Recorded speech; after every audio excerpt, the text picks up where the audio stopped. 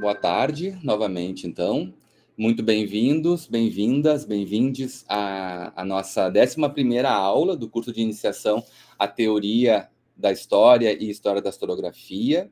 11ª aula e penúltima aula também, né? No mês que vem nós encerramos esse curso, que ontem completou 5 meses de duração. Nós iniciamos o curso no dia 16 de junho desse ano, com a aula inaugural do professor Temístocles César.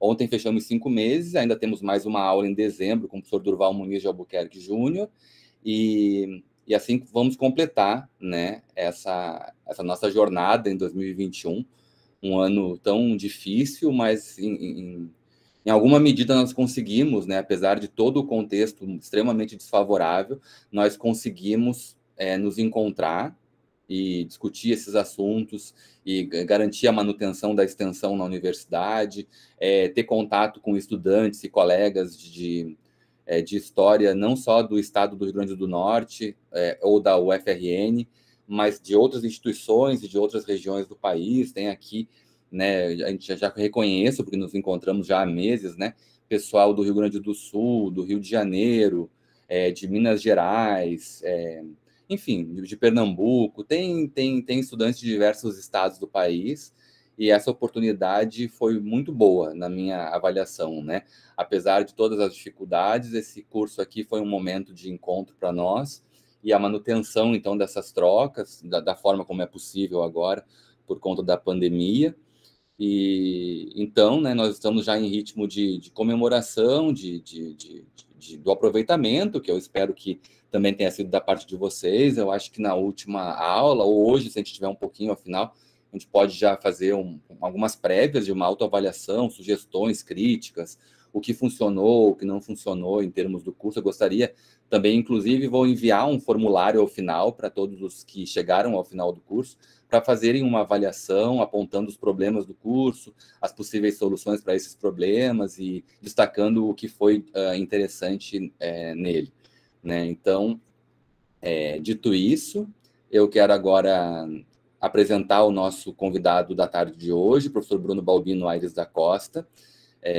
Eu fico, como eu disse antes, né, informalmente, antes do início da aula, é muito bom contar com o trabalho de um colega como o Bruno, porque é um trabalho muito dedicado, com fontes, com teoria, levantando problemas que são importantes, que a gente pensa nas diferentes instituições de ensino superior aqui, e não só de ensino superior, até porque o professor Bruno também atua no Instituto Federal de Educação, no FRN, né, no Instituto Federal, onde ele tem contato também com alunos de ensino médio. Isso é muito importante ser destacado, né, essa dimensão do ensino de história e de um contato mais amplo entre os públicos, né, o público universitário, eu digo assim, a comunidade universitária de história, e também uma comunidade mais ampla, que é a comunidade de estudantes que fazem o ensino fundamental e médio no Brasil, né? Eu acho que é algo que nas últimas aulas nós reforçamos bastante, né?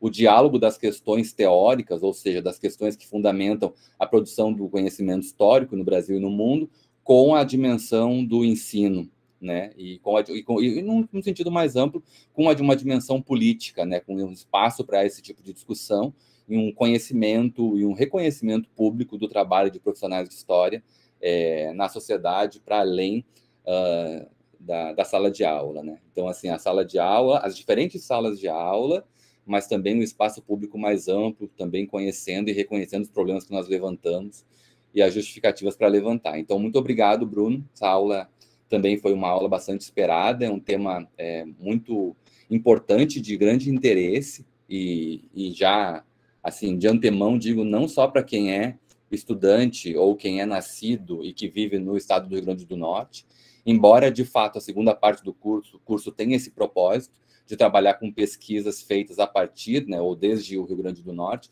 mas isso em nada significa que as questões teóricas, historiográficas, enfim, que são levantadas nessas aulas da segunda parte do curso, são questões locais ou que interessam exclusivamente a quem está aqui no estado do Rio Grande do Norte, certo? Então, eu acho que também a gente vai ter a oportunidade de pensar juntos essa questão. Bom, eu vou fazer a apresentação formal agora do professor Bruno, passar a palavra para ele e a gente tem início à aula, então. O professor Bruno Balbino Aires da Costa é graduado em História pela Universidade do Estado do Rio Grande do Norte, a UERN. Tem mestrado em História pela Universidade Federal do Rio Grande do Norte, né? É mestre em História dos Espaços pela UFRN e também é doutor em História pela Universidade Federal do Rio Grande do Sul. Atualmente, o professor Bruno é professor de História do Instituto Federal de Educação, Ciência e Tecnologia do Rio Grande do Norte, o IFRN, professor do mestrado em Ensino de História da Universidade do Estado do Rio Grande do Norte, o Prof. História UERN, e também é professor do Programa de Pós-Graduação em História e Espaços da Universidade Federal do Rio Grande do Norte. O professor Bruno se dedica, né, então, no campo da História,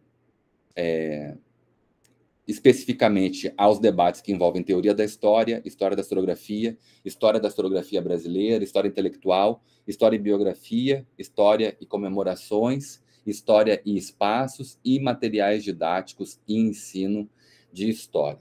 O professor Bruno tem publicado artigos assim, sistematicamente dedicados a esse campo, a esses campos que eu acabei de mencionar.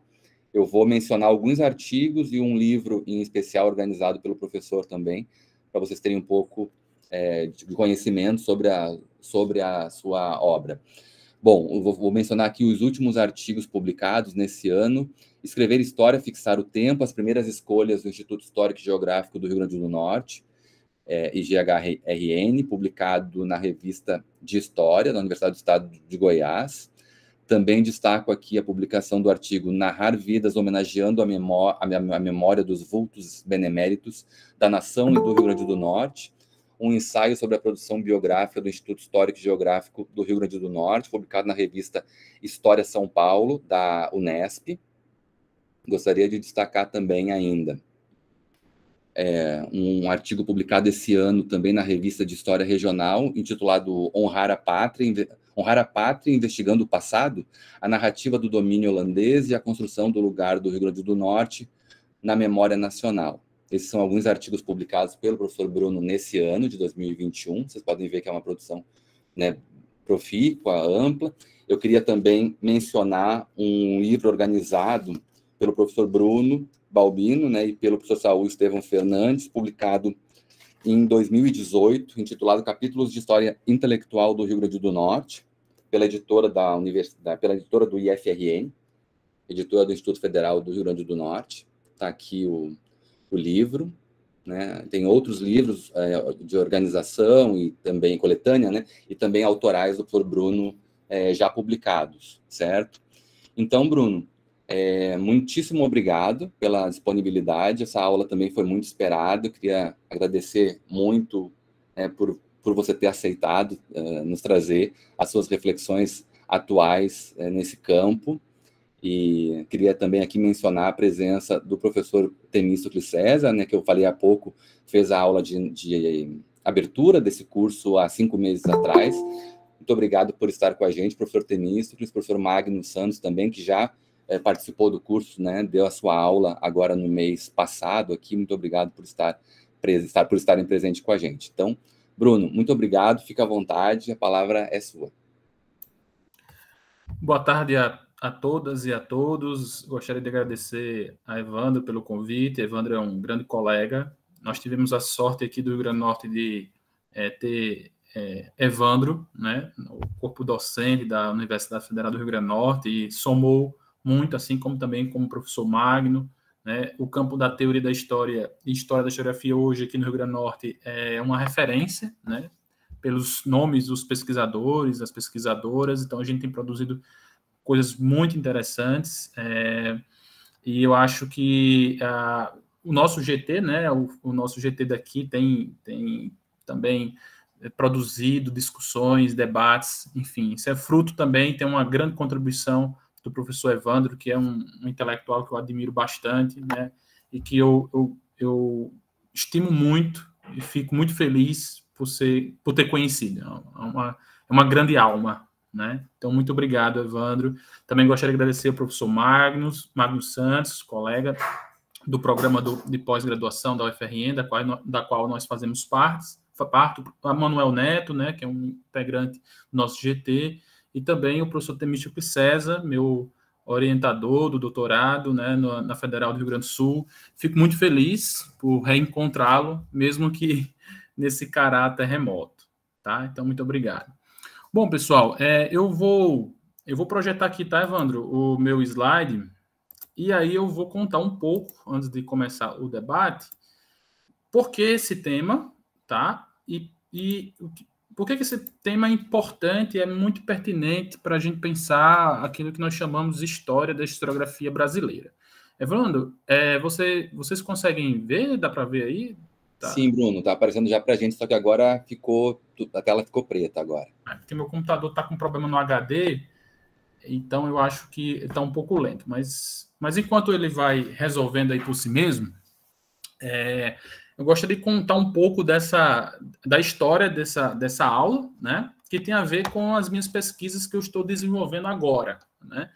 Eu cometi uma loucura na minha vida, que foi fazer um outro doutorado. Alguns amigos meus já sabem dessa minha loucura, eu já comuniquei, e eu estou agora fazendo doutorado em educação, né? Eu já tenho doutorado em história, como o Evandro já mencionou, e foi orientado, meu trabalho foi orientado pelo professor Temístocles, e agora eu decidi dar um passo adiante, um outro passo, na verdade, que é estudar um pouco sobre a história da educação, mais precisamente do material didático que eu estou analisando aqui sobre a história do Rio Grande do Norte, né? Por que eu fiz isso? Alguns colegas, toda vida que eu falo que eu estou fazendo um novo doutorado, que loucura, tem muita coisa, realmente eu entendo que é uma loucura, mas há uma justificativa para isso, né? Nesse novo doutorado que eu estou fazendo na área de educação, a minha preocupação continua sendo a mesma, né? Pensar essa dimensão da história, da historiografia brasileira, obviamente problematizando um material didático, que é um paradidático, na verdade, é um livro de história do Rio Grande do Norte, que foi publicado nos anos 2000 por uma professora do Departamento de História da UFRN, no começo dos anos 2000, a professora Denise Matos Monteiro.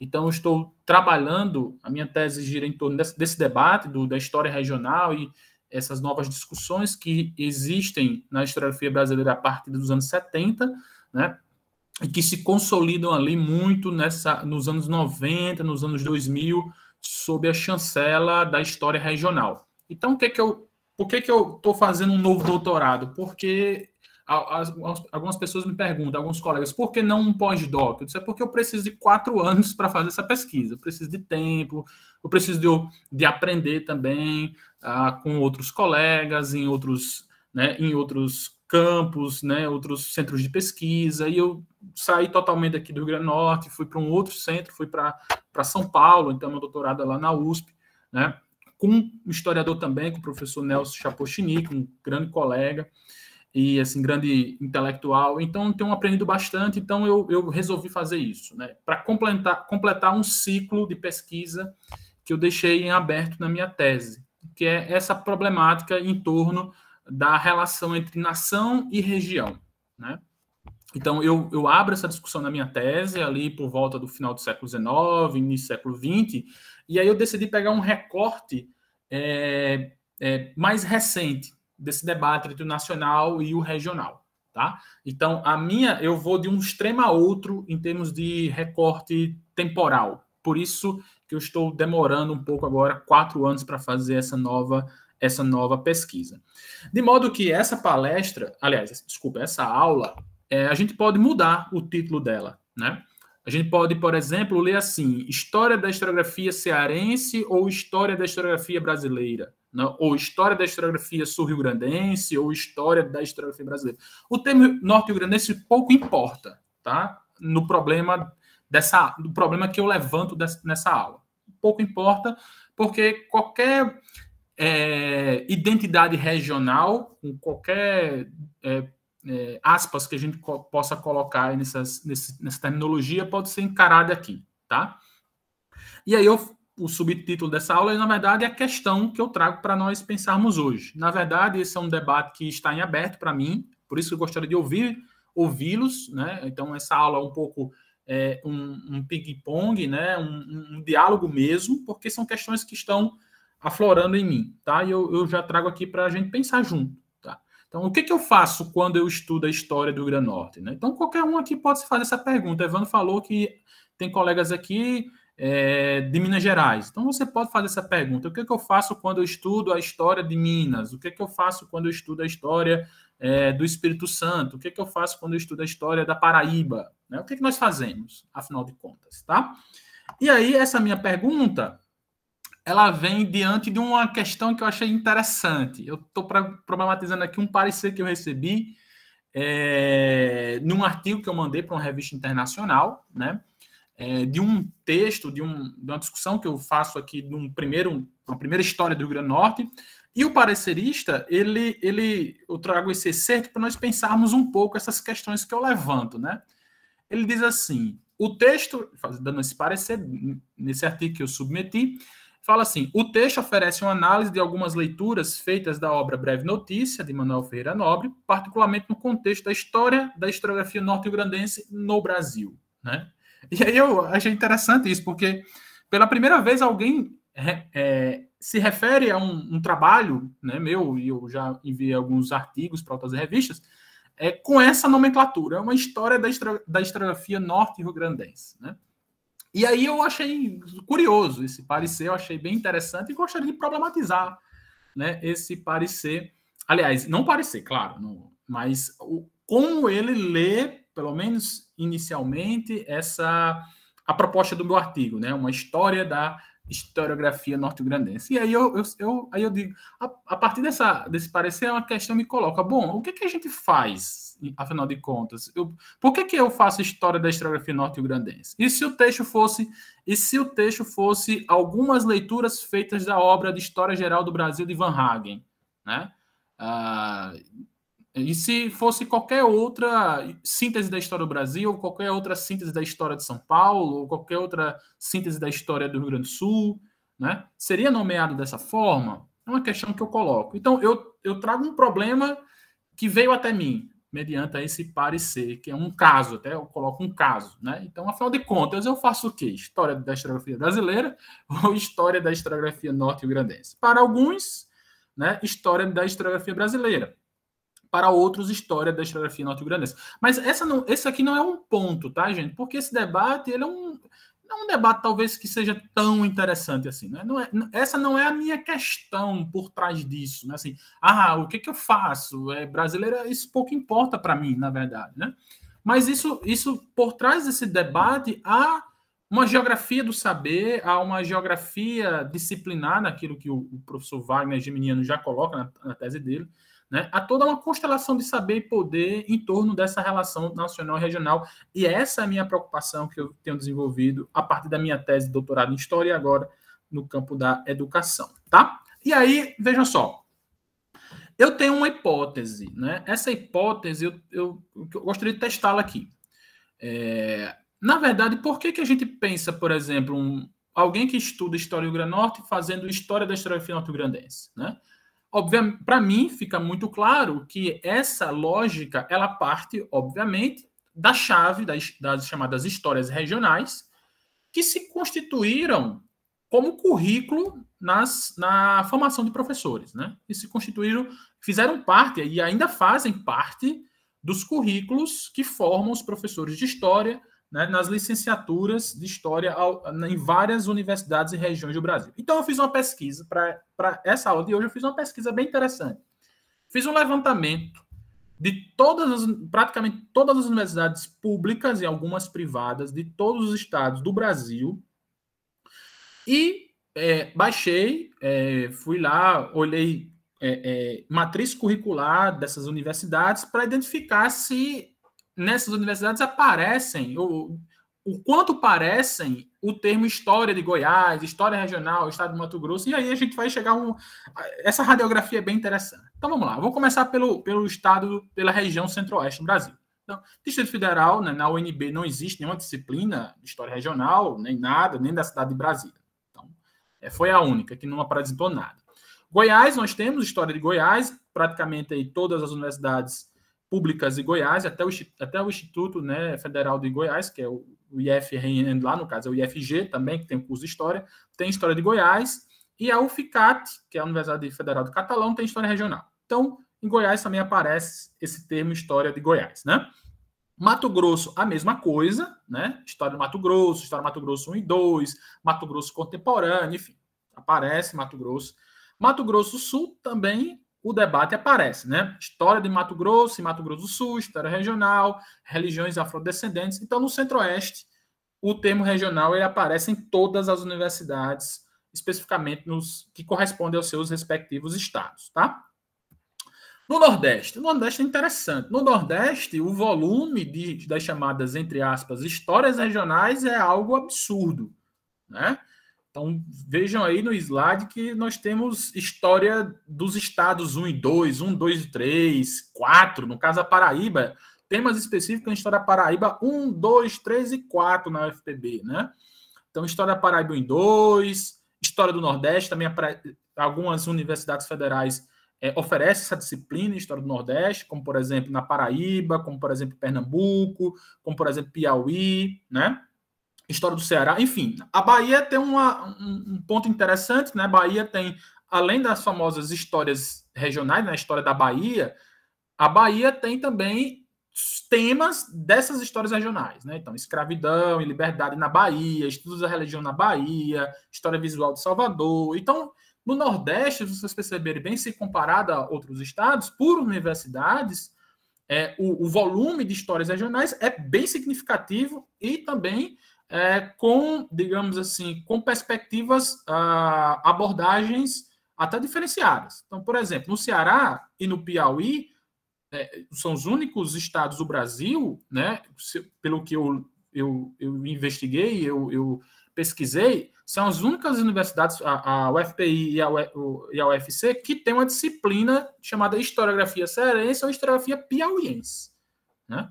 Então, assim, já é uma subdivisão, digamos assim, da historiografia brasileira, né? Então, além de ter as famosas histórias regionais, ainda tem as historiografias regionais, né? No Piauí, por exemplo, além de ter a história do Piauí, tem também a história social do Piauí. Então, dentro desse conjunto de história regional, ainda tem os seus vários subgrupos, tá? No Rio Grande do Norte também segue a mesma lógica, né? Só que no Rio Grande do Norte é a única, a UFRN é a única a oferecer uma disciplina de ensino de história do Rio Grande do Norte, né? Não, se eu não me, pelo que eu pesquisei, alguém aí que possivelmente faz parte de alguma universidade federal pode até me corrigir, tá? Mas pelo que eu pesquisei, se eu não me engano, a UFRN é a única que oferece essa disciplina, pelo menos que está lá no catálogo de matriz curricular.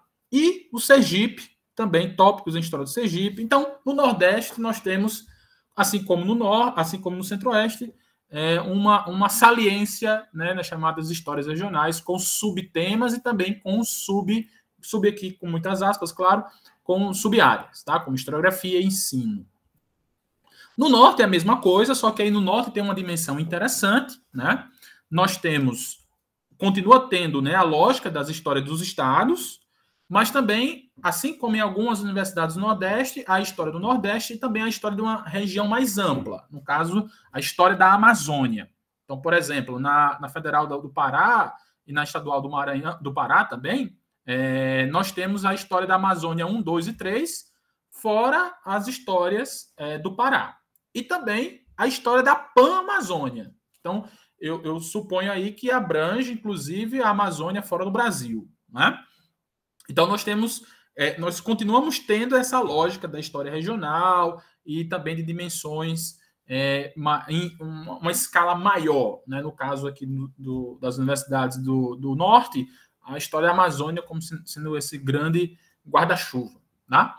E aí, interessante, e aí vem o Sudeste. Olha só, o Sudeste, a coisa começa a diminuir bastante. Então, veja, em Minas, né? Minas tem muito história regional, em praticamente todas as universidades têm história de Minas Gerais. Então, Minas sai um pouco dessa regra dos estados do Sudeste, como o Espírito Santo também. O Espírito Santo também tem história do Espírito Santo, né? Já o Rio de Janeiro e São Paulo, a coisa diminui drasticamente em termos de universidades que oferecem histórias regionais. Então, por exemplo, né, no Rio de Janeiro, eu só consegui detectar 3 universidades que oferecem as chamadas histórias regionais, né? E aí nós temos história do Rio de Janeiro, com a ementa tripartite, né? Aquela ideia de uma história regional, como se faz história do Brasil, né? Colônia, Império e República, que aparece tanto na UERJ como na Unirio. E aí a história do Rio de Janeiro colonial, que daqui a pouco eu vou trazer a ementa para a gente debater aqui, que aparece na UERJ e na Federal Fluminense, tá? E aí São Paulo, interessante, São Paulo só aparece uma disciplina, entre aspas, da dita história regional, nomeada assim, História de São Paulo Colonial. Pronto. Essa é a única que aparece, foi oferecida lá no início dos anos 2000, nunca mais ninguém ofereceu essa disciplina. Então vejam que nesse levantamento que eu fiz, pegando o número de universidades que trabalha com a perspectiva de história regional, então o Sudeste, né? E claro, isso, daqui a pouco a gente vai fazer esse debate, né? Isso tem toda uma lógica de como eles leem a história do Brasil e tudo mais, tá? E por fim o Sul. O Sul segue aí a lógica, né, dos outras regiões do Brasil, com uma grande presença das ditas histórias regionais em quase todas as universidades. No caso, por exemplo, universidades públicas, né? No caso, por exemplo, do Rio Grande do Sul, né? Todas as universidades públicas do Rio Grande do Sul, né, ofertam uma disciplina, né, de história do Rio Grande do Sul, né, como também no Paraná, com algumas exceções, algumas universidades de curso de história que não oferecem história do Paraná, e também Santa Catarina nesse debate. Então, praticamente, a região que sai um pouco do escopo, que sai um pouco da lógica da geografia disciplinar da história regional, né, é a região Sudeste, e aí São Paulo e Rio de Janeiro apresentam a menor incidência, digamos assim, dessa matriz disciplinar, tá? E aí eu trago, só para a gente pensar um pouco, né? Eu trouxe aqui a ementa da disciplina História de São Paulo Colonial. Veja, essa disciplina de História de São Paulo Colonial, ela é oferecida por um professor, o Recupero, que está dentro, né, de uma área de produção de conhecimento lá na USP, que é justamente a história econômica, né? Lembrando que nos anos 70, né, e os anos 80, nós vamos falar um pouco sobre isso, essa chave de leitura da história regional veio muito a partir da história econômica. Geralmente foram os historiadores da história econômica que se preocuparam em pensar essa dimensão regional. E depois, posteriormente, ali no final dos anos 70, os anos 80 e 90, né, historiadores, por exemplo, ligados à história cultural, ou à dita história cultural, também vão pensar esse regional. Então, percebam a ementa como é interessante, né? A disciplina visa fornecer subsídios para a compreensão do passado colonial de São Paulo, explorando as semelhanças e particularidades de sua formação histórica em relação a outras áreas da América Portuguesa. Aqui é um detalhe interessante. Por que eu chamei a atenção para essa disciplina de história de São Paulo colonial? Porque só existe história de São Paulo colonial. Ela foge à regra da lógica das histórias dos estados, né? Então, não existe império, não existe república. Só existe colônia. Né? E a pergunta é por que só existe história de São Paulo colonial? Né? Se na história de Santa Catarina tem colônia, império e república, Rio Grande do Norte, colônia, império e república, por que em São Paulo só tem história de São Paulo colonial? Isso é uma questão que diz respeito, nós vamos ver daqui a pouco, a toda essa construção do que foi chamado de centro da produção do conhecimento do Brasil, né, do conhecimento do saber histórico, né? E aí a tese do Wagner vai nessa direção, né, das universidades de São Paulo se colocando como história do Brasil, ou historiografia brasileira, e aí São Paulo, no período do Império e período de República, tudo que acontece em São Paulo é, na verdade, o Brasil, né? Não é São Paulo, mas o Brasil, e também o Rio de Janeiro, tá? Então vejam que esse recorte temporal é recorte temporal que, na forma como nós ensinamos história por muito tempo, São Paulo não aparece nos livros didáticos, né? Mais ou menos, quando a gente faz essa identificação, era se apropriando daquelas narrativas paulistas, né, dos historiadores paulistas, que mostravam que os bandeirantes eram os paulistas que construíram o território do Brasil, etc, etc. Né? Mas aí quando as elites, né, cafeicultoras paulistas ascendem ali, tanto do ponto de vista econômico como político, essa história se confunde com a própria história nacional. Ok? Ou se quer confundir com a própria história nacional.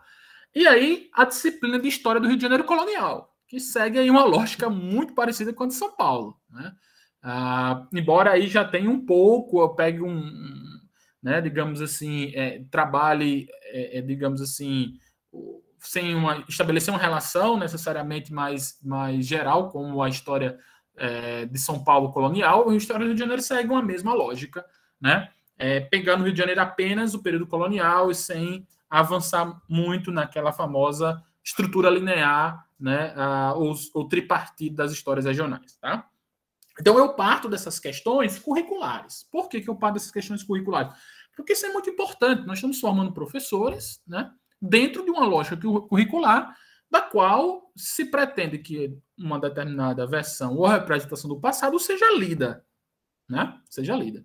Então, é interessante a gente partir das histórias das disciplinas para pensar a Constituição e o lugar desses saberes, né, nessas relações de força dentro da geografia do saber no Brasil, né? Então, por isso que eu fiz essa pesquisa para mostrar um pouco daquilo que eu estou tentando mostrar aqui, como na própria formação de professores, na estrutura curricular, essa lógica da história nacional ser a história do Rio de Janeiro, a história de São Paulo, né, ser a história nacional, como ela se constitui dentro de uma formatação ou de uma lógica, né, ou de uma razão histórica fundamentada nessa ideia de que há um centro, né, e há histórias periféricas, né, as histórias centrais e as histórias que estão nas franjas, digamos assim, da corte e da república, né? Bom, então, dito isto, pegando pensando no currículo, agora eu vou para uma outra questão, que é aquilo que fundamenta esse currículo, né? A longa duração, por assim dizer, não no sentido brudeliano, é claro, mas a ideia dessa grande continuidade nessa lógica por trás dessas histórias regionais, no âmbito da academia, que foram fundamentadas em torno do debate da famosa história regional. Tá?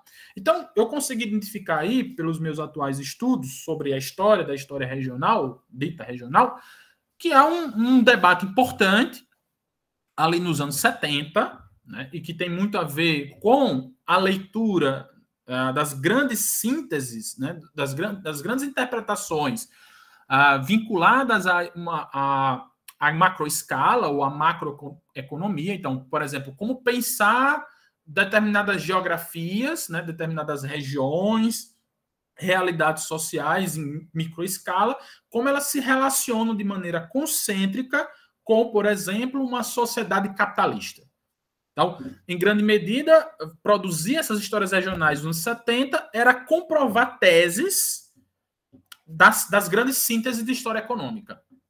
Então, por exemplo, antigo sistema colonial em São Paulo. Por que lá, naquela disciplina que nós acabamos de ver de história de São Paulo colonial, São Paulo está vinculada à tese do antigo regime, né? Ou do antigo sistema colonial. Então, toda essa referência de escala, né? Ou seja, a história regional como algo que pode fundamentar uma escala maior de realidade social, especialmente nos anos 70, a economia, essa lógica ela vai ser preponderante nos anos 70.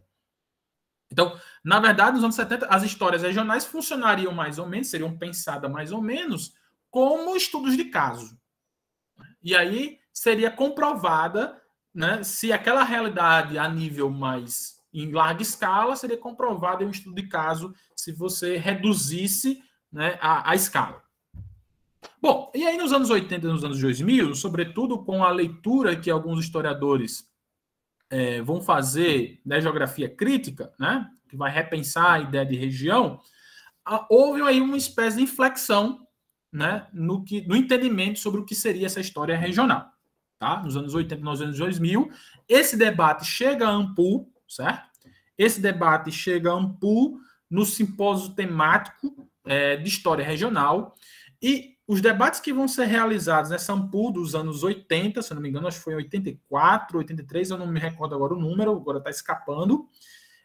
O Marco Silva, professor da USP, vai reunir a coletânea de textos que foram publicados nesse simpósio temático da ANPU num livro que é muito conhecido de vocês, né, que é a História em Migalhas. E aí ele vai reunir todos esses trabalhos feitos por historiadores em várias regiões do Brasil, aqui no Rio Grande do Norte, como, por exemplo, a professora Denise, que é a autora que eu estou trabalhando, ela vai publicar nesse livro, né, e ela vai justamente publicar o algodão no Rio Grande do Norte, relacionando a história do algodão, as dimensões, né, as particularidades da economia algodoeira frente à macroescala, né, frente ao capitalismo da economia do açúcar nas grandes regiões açucareiras, das grandes regiões como Recife e Salvador. Né? Então, ela vai trabalhar o algodão para mostrar a especificidade do Rio Grande do Norte nesse contexto. Tá? Então, a ideia aqui, nesses estudos dos anos 2000, dos anos 80, dos anos 2000, é ressaltar, digamos assim, essas particularidades, né, essas realidades que deveriam se posicionar de maneira contra-hegemônica a outras regiões do país. Né? Então, esses debates deveriam, obviamente, estar conectados, fazer uma história que conectasse a outras realidades regionais, só que o que deveria ser evidenciado era o específico, era o próprio e o particular. Notem, não é aí uma questão de evidenciar o pitoresco. Não, o pitoresco, né, é aquilo que deve ser evitado, porque o pitoresco remete à historiografia produzida das histórias dos estados do final do século XIX e século XX. Esses historiadores dos anos 80 e dos anos 2000 que querem produzir uma história dita regional, eles evitam esses casos, né, ou esses causos. Eles vão ressaltar essa particularidade dentro das explicações hegemônicas. Então, o que vai ser ressaltado aí? Claro, tem a questão de estabelecer toda uma lista de semelhanças entre as regiões. No entanto, o grande foco vai ser apresentar essas diferenças. Fugir do jogo de escala. Né? E aí, nos anos 90, e aí eu vou me dirigir particularmente, ao meu ver, um dos grandes contribuições da tese do professor Durval, a invenção do Nordeste, que vai ser a crítica a essa lógica da história regional, né?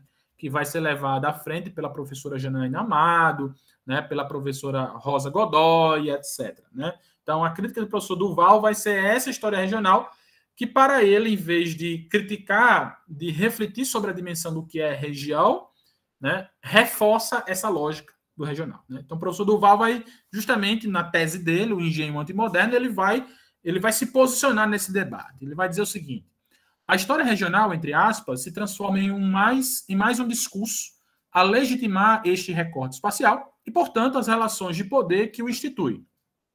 Legitimação retrospectiva, que, na verdade, é legitimação, ao mesmo tempo, do próprio grupo de historiadores que a apreende. Eles recorrem a um recorte espacial consagrado, cristalizado, para fundar, legitimar um recorte no campo historiográfico. Aqui Durval está criticando a dimensão de região, que era bastante presente nos anos 80, nos anos 2000, a região pensada apenas como unidade federativa. Né? Ou, quando muito, a divisão geográfica presente nos órgãos oficiais, como o IBGE, no caso o Nordeste, né? A história do Nordeste. Bom, ele diz, ele se apoia numa representação consagrada, eu já li isso aqui, já. Ao se apoiarem no recorte espacial Nordeste para legitimarem seus discursos, os historiadores, por mais críticos que sejam, continuam reproduzindo uma questão regional, que é e foi posta pelas relações de dominação deste espaço. Seus discursos terminam por reproduzir esse recorte regional que se ancora na reprodução de relações sociais as mais iníquas e, mais ainda, significa que reconhecem a sua posição de subordinação e da história que fazem no campo historiográfico e, ao fazer história regional, fazem história periférica, história que não é nacional, assumindo assim os historiadores nordestinos o lugar de segunda classe no campo da produção historiográfica no país. Quando eu li a tese do Durval, me lembrei, quando eu retomei essa leitura, me lembrei daquela crônica, né, que o Nelson Rodrigues escreveu para a Copa, né, refletindo sobre a seleção brasileira nas vésperas da Copa de 58. Né? aquela famosa crônica esportiva que ele vai cunhar o termo complexo de vira-lata, né? E aí eu digo, rapaz, a gente sempre... O complexo de vira-lata sempre é pensado em escala, né? Então, por exemplo, a gente, diante do mundo, muitos brasileiros se pensam a partir desse complexo de vira-lata, como identificou o Nelson Rodrigues. Outros historiadores, outras pessoas de outras regiões, como eu, por exemplo, vindo de uma região como o Rio Grande do Norte, também tinham o seu complexo vira-lata a nível, né, nessa relação da minha experiência aqui no Rio Grande do Norte, a nível nacional. Não, esses complexos de vira-latas, eles me parecem, né, que eles também se constituem em microescala, né? Eu digo isso porque eu vim numa formação de uma universidade que é totalmente fora das grandes universidades brasileiras e achava que nunca conseguiria debater um texto ou apresentar um trabalho que fosse minimamente aceitável pela comunidade, porque era um trabalho de um historiador que estava lá nas franjas da República, né?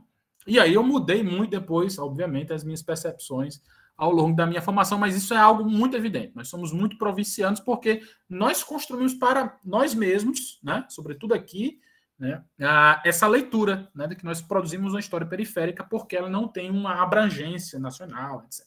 Bom, aí terminando a citação do Duval.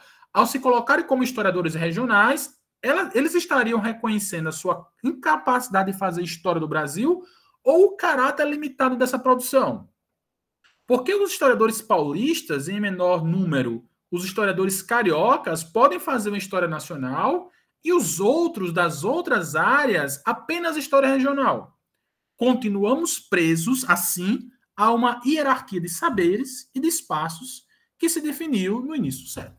Então, a meu ver, Duval entra nesse debate, ele entra nesse debate aí, fazendo toda essa crítica desses historiadores dos anos 80, 2000, que reforçavam essa relação centro-periferia a partir dessa dita história regional. Bom, e aí, pensando o currículo, como eu acabei de falar, pensando esse debate historiográfico em torno da história regional, tudo isso eu estou articulando por que nós pensamos ainda em termos de história da historiografia regional, ou história da historiografia de um estado, e não história da historiografia brasileira, né? Claro, como eu falei, essa não é a questão principal, mas a geografia de saberes e de concepções que são construídas a partir disso. Então, aí eu vou para a minha tese, né? Eu vou para a minha tese de doutorado, para as minhas fontes. E aí a pergunta que quando eu faço a minha pesquisa, algo me incomoda muito.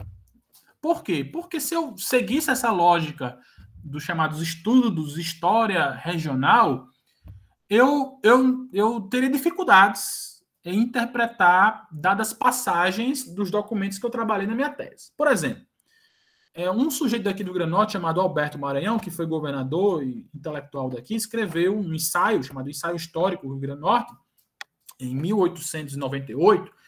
Ele escreve esse ensaio e ele tem duas passagens desse ensaio que eu acho interessante, que eu acho que a gente poderia pensar um pouco. Ele diz o seguinte, em uma passagem ele fala assim: tratarei do papel do nosso Estado na história pátria. E depois, falando sobre Felipe Camarão, ele diz, e com ele, unicamente devido ao valor desse filho heróico, ele está falando de Felipe Camarão, é que o Rio Grande do Norte entra dignamente na história, logo após a sua conquista, tomando parte ativa nos acontecimentos belicosos da colônia portuguesa, tal. Por que esses dois fragmentos, não só esses, mas eu gostaria de destacar esse, por causa do nosso tempo, chamam tanta atenção? Aí eu fiz uma pergunta. Embora um personagem como o Alberto Maranhão, Tavares de Lira, Luiz de Câmara Cascudo e outros personagens dos estados que vocês estão aí inseridos, embora eles nomeiem história do estado do Paraná, história de Santa Catarina, história da Paraíba, estou pegando aqui o contexto da Primeira República, essas histórias dos estados podem ser pensadas dentro dessa lógica da história regional, que nós aprendemos, pelo menos eu aprendi, no final dos anos ali 80, anos 2000, essa lógica de pensar a macroescala, a microescala, o estudo de caso, faz parte... Será que esses historiadores, esses historiógrafos pensavam suas histórias dos estados assim?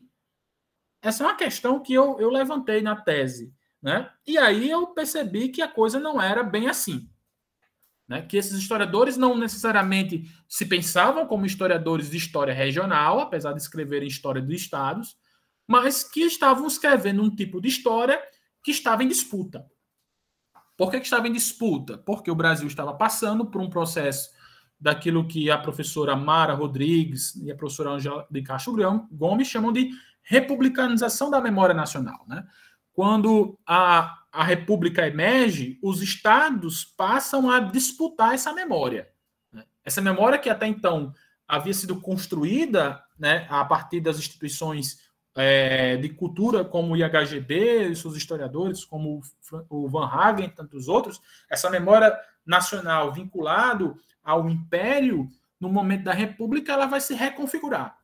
Né? E ela vai se reconfigurar nessa relação entre o todo e as partes. E todos os estados vão participar dessa construção, dessa memória nacional. Então, essa memória nacional ela está sendo reformulada. Então, o que eu percebi quando, na minha tese, eu trabalhei com o Instituto Histórico daqui? Eu percebi que os sócios do Instituto eles vão desenvolver várias estratégias para construir essa memória nacional, construir o lugar do Rio Grande do Norte na memória nacional, por exemplo, com comemorações, com produção de biografias, etc. Mas houve também outras estruturas narrativas que foram bem interessantes e que, ao meu ver, pelo menos eu não conheço tanto as outras histórias dos estados, mas que, ao meu ver, mostram um pouco dessa história que era produzida aqui de uma maneira, que eu posso dizer assim, de uma maneira muito própria. Claro, como eu ressalto aqui, eu não conheço a realidade de outras histórias dos estados. Como, por exemplo, a ideia da retórica da naturalidade, um conceito que eu desenvolvi a partir da ideia da retórica da nacionalidade do professor Temístocles, que eu percebi que havia um debate, né, havia uma estratégia nos historiadores daqui, da Primeira República, que, como o Rio Grande do Norte, nós não tivemos uma Revolução Farroupilha, né? Nós não tivemos uma Inconfidência Mineira. Bom, como é que a gente vai entrar nessa história, nessa memória nacional, se nós não tivemos um grande acontecimento que ocorreu aqui? Qual foi a estratégia adotada por esses historiógrafos? Foi justamente entrar na memória nacional pelos indivíduos. Então, aqui no Rio Grande do Norte, por exemplo, não existe nenhuma referência a fatos históricos. Os fatos históricos, eles são ressaltados, eles são constituídos em função dos personagens. Porque são os personagens que levam, né, que identificam o Estado na memória nacional. Vou dar um exemplo. O Felipe Camarão. Felipe Camarão, que há uma polêmica histórica, né, de onde ele nasceu, por isso que é a retórica da naturalidade. Se ele nasceu no Ceará, primeiro o debate foi Ceará, se ele era pernambucano, depois o Van Hagen mudou, depois que a crítica que ele levou, né, a do Joaquim de Mello, pernambucano, então ele mudou a tese dele, dizendo que o Felipe Camarão nasceu no Rio Grande do Norte, e aí os historiadores do Rio Grande do Norte vão nessa tese do Van Hagen, e aí vão dizer, bom, a gente precisa debater, a gente precisa comprovar que esse índio, né, que esse personagem importante da história nacional, afinal de contas, no século XIX, o evento histórico mais evidenciado, mais importante, mais relevante, era justamente a expulsão dos holandeses, né, o fato dos holandeses terem saído, né, o mito da reunião das três raças, aquela coisa toda que vocês já conhecem. E o Felipe Camarão é um personagem, né, dessa primeira tríade de heróis, tetrarquia de heróis do Brasil. Então, comprovar que o Felipe Camarão era norte-rio-grandense era justamente assinalar o lugar desse personagem na memória nacional, claro, obviamente mostrando que o Rio Grande do Norte se faz representado por esse personagem. Daí a ideia da retórica da naturalidade que eu trabalhei na tese. Mas eu percebi que isso acontece com outro personagem daqui, né? Um personagem que foi um dos líderes da famosa Revolução de 1817. Acontecimento esse que esteve dentro da lógica da republicanização da memória nacional, né? Se a Inconfidência Mineira foi ressaltada porque ela já trazia os elementos de defesa da República, a Revolução de 17, assim como a Inconfidência Mineira, também já trabalhava nessa tradição de uma defesa republicana ainda em tempos coloniais. E aí, no caso da Inconfidência, o personagem a ser exaltado pela historiografia mineira é o Tiradentes, e no caso aqui do Rio Grande do Norte, o personagem a ser ressaltado é justamente o Frei Miguelinho. E aí os norte-grandenses vão disputar com os pernambucanos qual é o lugar do Frei Miguelinho na história da Revolução de 17. E aí os norte-grandenses vão tentar comprovar que o Frei Miguelinho é o grande personagem, é o grande líder da Revolução. Por quê? Porque ele tem um interesse em mostrar qual é esse lugar do Rio Grande do Norte na memória nacional a partir desse indivíduo, a partir desses personagens. É isso que se estabelece, né? Essa é a saída que os historiadores norte-grandenses da primeira metade da Primeira República vão estabelecer para evidenciar esse lugar do Estado na memória nacional.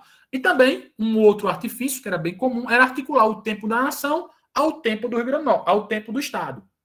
No caso do Rio Grande do Norte, por exemplo, os sócios do Instituto eles vão o tempo todo dizer que antes de ter um Brasil, havia um Rio Grande do Norte. Então, aquela famosa tese de que o Rio Grande do Norte foi o primeiro lugar a ser visitado pelos europeus, elas se constituem nesse contexto. Né? Elas se formulam nesse contexto. Eu digo essa tese, talvez para os colegas de outras regiões do Brasil, há 3 anos atrás, o governo do Estado fez uma redação, pediu para que os alunos do ensino médio fizessem uma redação comprovando que o primeiro local a ser visitado pelos europeus era o Rio Grande do Norte. Isso tem a ver com o turismo, né? Interessante isso. Tem a ver com o turismo, né? De uma rede de hotéis, Vila Galé, na chamada Praia do Marco, né? Onde houve o Marco de Touros. E, coincidentemente, quando esse hotel chegou nessa praia, na Praia do Marco, né? Onde ficou o Marco de Touros, é que há esse debate, essa tentativa de dizer que não foi a Bahia, não foi em Porto Seguro, mas no Rio Grande do Norte. Então, veja que esses temas eles já se apresentam desde a Primeira República. E qual é o objetivo disso? É justamente mostrar, né, que a origem do Brasil não é na Bahia, é no Rio Grande do Norte. Isso não é um debate incipiente, não é um debate qualquer, é um debate importante para aquela historiografia da Primeira República. Tá? E aí eu respondo como conclusão, né, já estou chegando ao final. Podemos considerar, portanto, as histórias estaduais como histórias regionais? Sim e não. Na minha opinião, pegando o caso do Rio Grande do Norte. Veja, eu não tenho condições de oferecer uma resposta em atacado. Eu não tenho essa pretensão, tá? Estou falando a partir daquilo que eu estudei. Então, podemos considerar as histórias estaduais, no caso do Rio Grande do Norte, como história regional? Sim, não. Quando é que ela é uma história regional? Quando você a considera na sua estrutura geral da obra, né? Como, por exemplo, quando existe um interesse desses historiógrafos de narrar questões que são estritamente particulares, pitorescas, né? Dentro de uma concepção de região que é apenas a história da unidade federativa. Então, nesse aspecto, eu poderia dizer, sim, é uma história regional, porque claramente quando um indivíduo escreve história do Estado de Pernambuco, ele não está escrevendo a história do Brasil. Há diferença, é claro, isso é evidente. Tá? Mas, ao mesmo tempo, eu digo que não. Por que eu digo que não? Porque, na verdade, esses caras escreviam essas histórias com um objetivo muito específico. E aí eu faço uma crítica aos colegas que estudaram por muito tempo os institutos históricos regionais e apenas se preocuparam em evidenciar a dimensão de que os institutos históricos ou os historiadores da Primeira República, dos estados, estavam preocupados em construir a identidade regional. Bom, isso aí, a identidade regional, ela existe em função do nacional. Pelo menos nas fontes que eu estudei no Rio Grande do Norte. Então, para mim, o objetivo não era necessariamente, o último, construir uma identidade regional. Né? O objetivo, para mim, era muito claro nas fontes que eu analisei.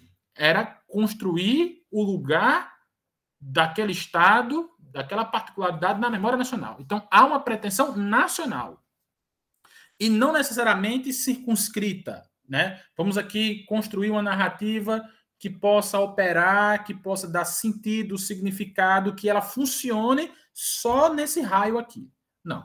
A pretensão é que essa narrativa ela convença essas pessoas que habitam essa região, essa circunferência, essa parte da nação, mas que esse sentido ele possa prescrutar, ele possa aparecer, melhor dizendo, né, nessas grandes narrativas, essas narrativas de sínteses, né, de síntese das histórias nacionais. Não é por acaso, e aí eu encerro com isso, essa primeira conclusão, não é por acaso que o Dicionário Etnográfico, Histórico e Geográfico do Brasil, que vai ser publicado na comemoração do centenário da independência do Brasil, né, essas narrativas dos estados elas vão aparecer nesse grande dicionário, porque a pretensão era justamente construir esse lugar na memória nacional.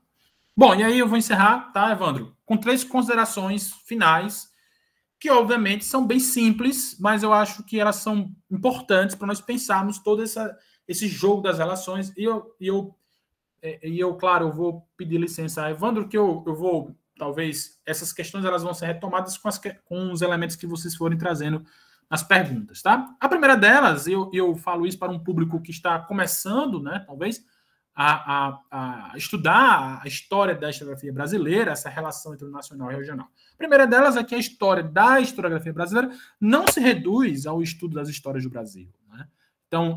Então, por exemplo, as pessoas acham que algumas pessoas consideram que não, estou fazendo história da historiografia brasileira porque eu estou analisando aqui a história geral do Brasil do Van Hagen. Ou então estou analisando a história do Brasil do Frei Vicente Salvador. Então, apareceu o Brasil, é a história da historiografia brasileira. Se não tem Brasil, é a história da historiografia do Estado. Não se reduz a isso. Tá? Segundo ponto, a história da historiografia brasileira não se reduz ao cânone, né? E nem aos atores canônicos. Né? Então, existe uma história da historiografia brasileira para além do Capistrano de Abreu, para além do Sérgio Buarque de Holanda, para além dos grandes personagens, autores que são importantes, sim, claro, oferecem a interpretação da história do Brasil, e também para além das obras, né, que são já consagradas ou naturalizadas como história da historiografia brasileira. Então, qual é a ideia, na minha opinião, que a gente tem que pensar, e não uma história da historiografia norte-grandense, ou história da historiografia nordestina, ou história da historiografia sul-rio-grandense? Eu acho que não é por aí, esse debate reforça, como o professor Duval falou, reforça uma incongruência, reforça uma percepção extremamente hierarquizada, extremamente inútil para a reflexão em torno da produção da história no Brasil, certo? Por isso que eu gostaria de fechar essa aula com esse terceiro ponto. A história da historiografia brasileira ela é formada pelo todo, né? Então, o que é esse todo que eu chamo? Tudo que diz respeito ao Brasil e produzido sobre ele, né? E não necessariamente, quando eu falo tudo que diz respeito ao Brasil e produzido sobre ele, não necessariamente as sínteses históricas do Brasil, né? Por que eu estou dizendo isso? Porque eu acredito que quando alguém vai fazer se propõe a estudar essas histórias dos estados, isso aparece pelo menos nas minhas fontes, há um debate sobre o que é o Brasil ali. Isso aí já está formulado, inclusive, numa geografia como a do Yi Futuan, né, do geógrafo chinês Yi Futuan. Como é que a gente sente o nacional? O Yi Futuan vai dizer isso, né, naquele livro sobre espaço e lugar. A gente constrói em torno do nacional um espaço mítico. Então, eu penso o nacional a partir da minha experiência local. Né? Então, no Brasil não é a suposição de que há um centro que se diz Brasil, e o resto não é. Então, por isso que pensar a história da historiografia brasileira é pensar uma formação que leve em consideração o todo e não o centro. Eu acho que aí vem a diferença, né, entre o todo e o centro. Quando a gente cai na ideia de que história regional, história estadual é uma história menor, né, ou não tem uma abrangência, o que a gente está reproduzindo? A gente está reproduzindo uma lógica de centro-periferia. Tá? Então, na minha opinião, é pensar o todo e não o centro. Né? E aí eu posso dizer a vocês que o estudo, por exemplo, dessas histórias dos estados, são estudos muito importantes, tem trabalhos muito interessantes. Por exemplo, o trabalho da professora Luciana Boeira. Ela traz uma discussão bem interessante dessas tensões entre o IHGB e o Instituto Histórico, por exemplo, da província de São Pedro, né, no Rio Grande do Sul. Então, essas tensões, esses debates que se constituem nessa relação entre o nacional e o regional e que são pensados não pela essa ótica do centro-periferia, mas por essa ótica do todo, né? Então, eu acho que a gente precisa sair dessa questão que, ao meu ver, é muito superficial, porque ela não representa, de fato, pelo menos como nós entendemos hoje, o que é a produção do conhecimento histórico, né? E sabendo que a produção desse conhecimento histórico ela é múltipla, ela é diversa, ela atende a especificidades, a experiências totalmente díspares. Então, não existe uma história da historiografia brasileira que se constitui em uma forma única, né? uma fórmula que dá para se atender a todas as realidades. Isso não é verdade. E eu mostro, por exemplo, essa questão aqui do Rio Grande do Norte, que diferente de outros estados como Pernambuco, como o Rio Grande do Sul, como tantos outros, tem uma lógica de pensar a história, né, a história do estado um pouco diferente, apesar das semelhanças. Tá? Fica aqui por aqui, Evandro. Essas são as questões que eu gostaria de suscitar hoje. Eu lembro que essa aula é uma aula em aberta porque eu vou formular todo esse debate entre o nacional e o regional ao longo desses 4 anos, refutar algumas ideias, reformular outras, e essa aula é um ótimo espaço para pensar isso. Muito obrigado. Muito obrigado Bruno. Muito obrigado mesmo. Foi sensacional, assim, o que você disse que vocês querem uma aula em aberto, que você está começando a pensar isso agora, mas eu gostaria de comentar rapidamente que eu percebi nessas reflexões que você está trazendo um outro momento da discussão que o Durval levanta lá na Invenção do Nordeste, assim, um outro momento, assim, digamos, outras questões importantes que se desdobram e que acompanham o contexto mais imediato que nós estamos vivendo no Brasil, mas em particular do campo da história, da pesquisa no Brasil, questões importantes. Então, eu queria destacar que, apesar de você colocar como questões assim abertas ou que são incipientes no sentido da sua pesquisa, já tem um volume muito grande de questões importantes para a gente pensar a partir do que você trouxe. Mas vamos aproveitar agora para ouvir. Nós temos já uma questão no chat colocada, mas eu gostaria de saber se alguém gostaria de se manifestar pelo microfone para colocar alguma questão, algum comentário. A gente faz esse primeiro momento, depois eu leio a questão que está colocada no chat já por escrito. Alguém gostaria de iniciar com algum comentário, algo que pensou? Professor Temístocles, pode ficar à vontade. Muito obrigado, viu, por estar aqui com a gente hoje. Uma alegria muito grande.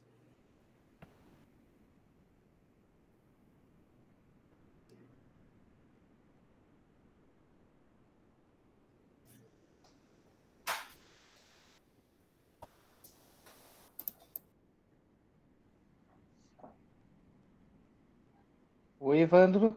Olá, Temístocles. Posso falar? À vontade, estamos te ouvindo. Posso falar? Desculpa, eu vim aqui para um lugar mais adaptável, assim, não estava preparado para falar que, em primeiro lugar, é muito bom te rever, Bruno, Evandro, vocês dois, né? É um grande prazer. Eu fiquei assistindo com muita atenção aqui a aula do Bruno, né? E eu me lembrei, assim, que uns 25 anos atrás, bom, desculpa, fui muito descortês, assim, com as pessoas que eu não sou muito acostumado com essas coisas de internet, assim. Boa tarde a todas e todos, né, que estão aí assistindo, desculpa a minha indelicadeza, mas, enfim, quando o Bruno começou a falar, e agora que eu estou falando aqui, eu me lembrei muito de uma vez que eu assisti uma palestra. Por favor, não pense que isso é um tipo de exibicionismo, não, é um tipo de oportunidade, um privilégio que eu tive na vida. Quando eu fazia meu doutorado, eu assisti uma palestra uma vez do Jean-Pierre Vernant, né, que é um grande alienista, assim, e nessa palestra tinha vários ex-orientandos dele, né, e pessoas ligadas a ele, entre os quais o François Hartog, que casualmente foi meu orientador de doutorado. E daí nessa palestra o Vernant disse assim: eu me sinto como desculpa a expressão, vou falar como ele falou, né? Como a galinha que fica cuidando dos seus pintinhos, né? E eu, assim, ouvindo vocês, assim, eu me senti um pouco assim, desculpa, eu não me acho que eu sou Vernant, longe disso, né? Mas, mas eu me senti muito assim, né? Vendo vocês dois falarem, né? O Evandro organizando o evento, o Bruno colocando todo esse conjunto de questões, né? Eu me senti um pouco assim, sabe, aquela galinha que está indo se aposentar, mas ainda, né, fica assim tão satisfeita e tão orgulhosa dos seus pintinhos.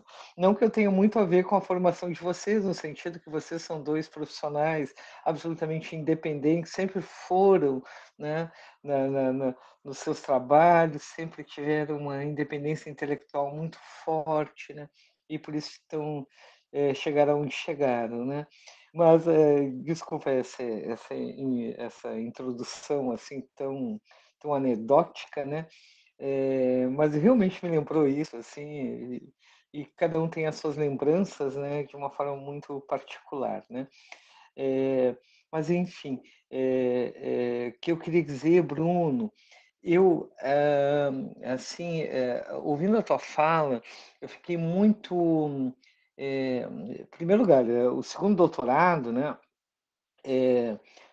Realmente, eu não sabia que estava fazendo o 2º doutorado, ainda mais, mas estava fazendo o 2º doutorado lá com o meu grande amigo Chapot, né? E eu acho que vai contribuir muito aí para a tua formação, e tu contribuir para ele, isso é importante, assim como tu contribuíste muito para a minha formação, né? É sempre uma troca muito inteligente, né? E oportuna, assim, sabe? Então eu fico contente por ti e por ele também, né? Que são duas pessoas muito queridas minhas. Bom, mas te ouvindo falar, eu fiquei pensando assim, ó, eu acho, Bruno, e assim, eu quero falar meio de público isso, eu acho importante, né? Te ouvindo, eu tive uma ideia, sabe? Eu queria saber se tu é parceiro que nós organizemos um livro, tá? Que não pode ser para 2022, mas que a gente lança a ideia em 2022 e publica em 2023. E o livro pode se chamar assim, a ideia do livro. Depois a gente pode mudar, mas que todo mundo escute e quem quiser palpitar, palpite, por favor. É um livro chamado assim, muito baseado no Chakrabarti, sabe? Assim, provincializar a história do Brasil. Tá? Primeiro eu pensei, eu notei várias possibilidades. Notei assim, provincializar a retórica da nacionalidade. Não, ruim. Tá? Provincializar a retórica da história do Brasil. Não, provincializar a história do Brasil, sabe? Então eu queria te convidar publicamente, né, para que nós, eu, tu, Evandro, né, organizemos esse livro. Tá? Nós necessariamente não temos que escrever nele, tá? Mas nós organizamos. E assim, ó, e que cada um, e que nós convidemos colegas, né? E eu sempre penso assim, tem colegas sêniores que são incontornáveis, mas tudo bem, daí eu negocio com eles, mas assim, ó, convidar de todos os estados do Brasil, mais o Distrito Federal, alguém que escreva um artigo sobre essa ideia, provincializar a história do Brasil.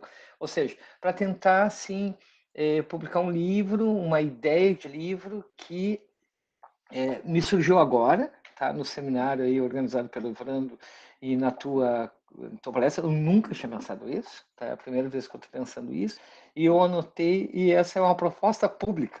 Claro que tu pode dizer assim, não, que droga, quero participar disso. Projeto que não tem nada a ver, Evandro também, né? Mas que nós nos ocupemos disso, assim, os três juntos, né? De fazer de pensar num projeto coletivo nesse sentido, porque eu acho que tu coloca questões assim muito importantes que não é uma questão regional, que não é uma questão do Rio Grande do Norte, sabe? Isso é uma questão. Eu sou do Sul, né? Assim como Evandro, que na verdade é uma pessoa que nos traiu e fugiu do Rio Grande do Sul, né? Porque gaúcho não perdoa. Né? Então eu que sou do Rio Grande do Sul, eu tenho muita pouca, digamos assim, identidade com um debate dessa natureza. Porque, assim, os gaúchos, por mais que se sintam discriminados, eles são tão orgulhosos, eles se acham tanto, nós somos tão importantes, que nós achamos que não temos sotaque. É uma coisa impressionante. Né? Então, nós poucos nos importamos com isso, mas nós sabemos muito bem, né? No fundo, né? Quando coloca o dedo lá na ferida, nós sabemos muito bem a questão que tu está colocando. Né? Eu cansei de ir em debates, né? Esses mais de 30 anos aí, 35 anos de participação em eventos, etc., de ouvir exatamente isso, assim, sabe? Um paulista não tem necessidade de explicar exatamente o que está fazendo. Ele está fazendo história do Brasil. Um carioca muito menos, sabe? Então, pensar isso, assim, eu acho que essa lógica, assim, então eu estou fazendo uma proposta aqui pública, né, de uma pesquisa coletiva que eu acho que a gente pode aí tocar com colegas, e eu penso sobretudo nos nossos colegas jovens, tá, assim, nada contra os sêniores, né, eu sou um sênior, não teria coisas contra mim mesmo, mas com, assim, ver essas pesquisas em andamento e pedir para as pessoas refletirem, porque Bruno, Evandro e colegas, todo mundo que está assistindo, não é evidente que as pessoas pensem nisso, sabe? Então, colocar isso. Por isso que eu falei do livro do Chakrabarti. Eu acho que ele é um livro sensacional para pensar isso. E, aliás, indico, assim, né, quem não teve a oportunidade de ler ainda, um livro chama-se Provincializar a Europa. Imagina um indiano escrevendo um livro chamado Provincializar a Europa, sabe?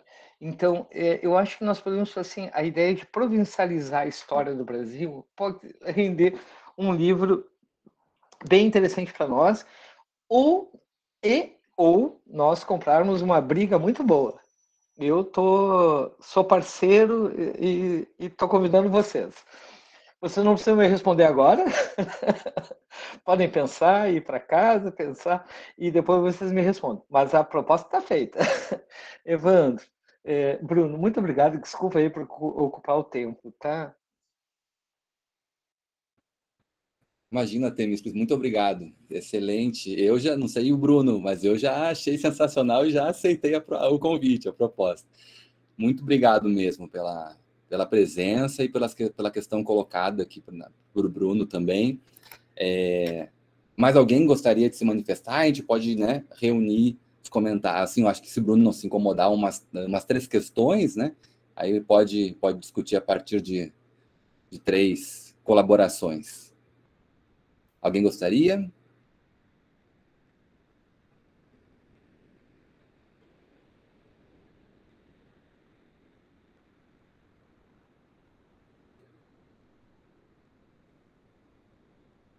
Bom, enquanto o pessoal pensa um pouquinho, né, ou se prepara para colocar a questão, podem ficar muito à vontade. Quem preferir colocar pelo chat também não tem problema. Eu vou fazer a leitura da pergunta colocada pelo José Borges, aqui enquanto o Bruno falava. José Borges coloca a seguinte questão, Bruno. Será preciso e aí ele coloca entre aspas, outra independência, também no campo da historiografia brasileira? Ainda não tivemos o nosso 1817? É uma pergunta com uma provocação junto, né? E eu vou aproveitar, então, Bruno, eu também pensei em diversas questões enquanto você falava. Acho muito boa a forma como você está levantando, como eu disse antes, eu acho que em um outro momento, recolocar a partir de outras questões, a partir de dados da realidade, do que aconteceu nos últimos 30 anos na historiografia, e você retoma essa discussão, talvez num momento assim que precisa, onde isso precisa se colocar até mais veementemente, né, do que antes. O agora é mais evidente para a gente do que era no passado, né? Então, Bruno, eu vou colocar uma questão nesse sentido, assim, também, que eu pensei várias, assim, mas eu não quero monopolizar, assim, então eu vou colocar agora, nesse primeiro bloco, só uma questão para você. Algo que na mesa, no evento que o programa de pós-graduação da UFRN Natal promoveu foi na semana passada? Não, na semana retrasada, né?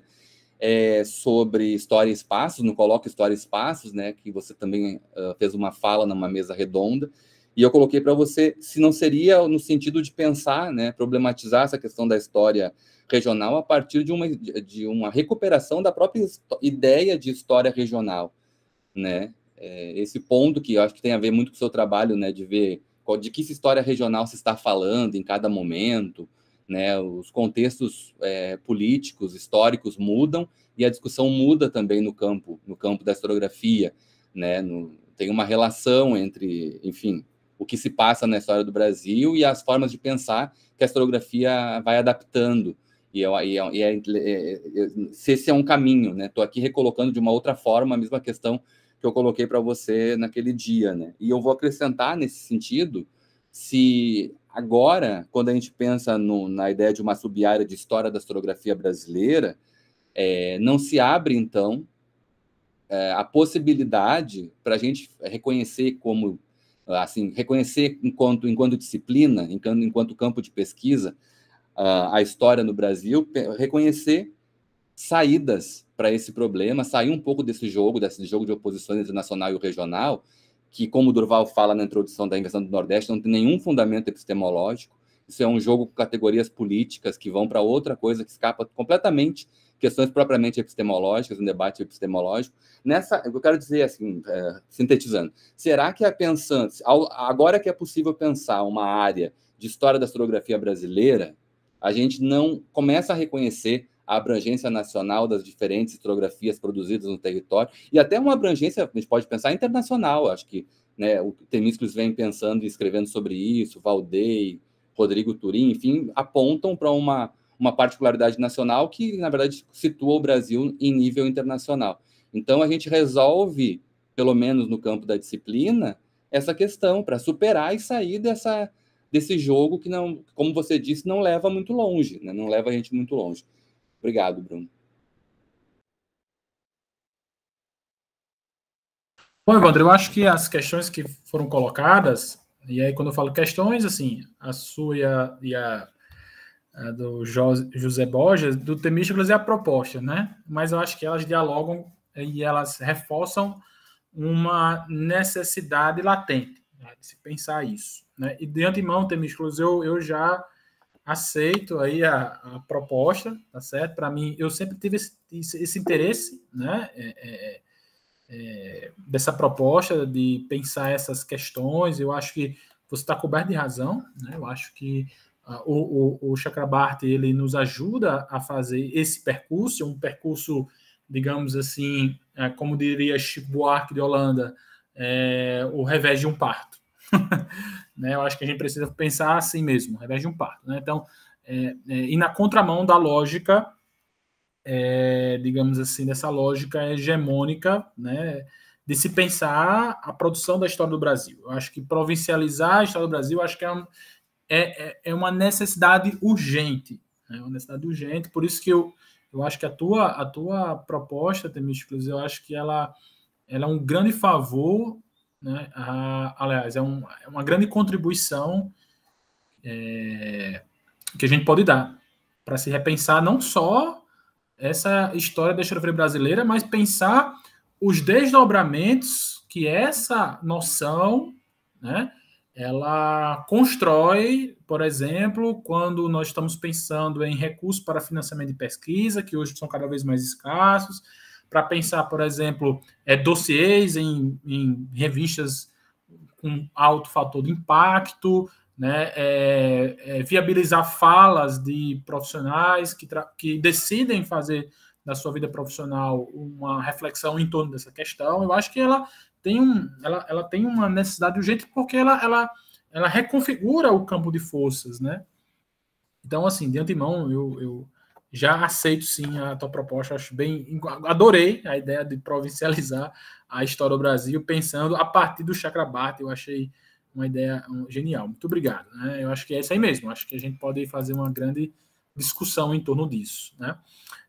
E aí eu vou pegar a questão que o José Borges coloca com a do Evandro, que eu acho que vão um pouco nisso. Eu acho que sim, José Borges, eu acho que nós precisamos não necessariamente propor uma outra independência, né, mas enxergar outras independências, né, no sentido de, claro, que você está mobilizando aí uma linguagem metafórica, né, e que tem muito a ver com o que nós estamos passando hoje no Brasil, na nossa historiografia brasileira, né. Então, nós temos várias revistas, por exemplo, colocando dossiês sobre dependência e independência, já reconhecendo que a independência, né, o que ocorreu ali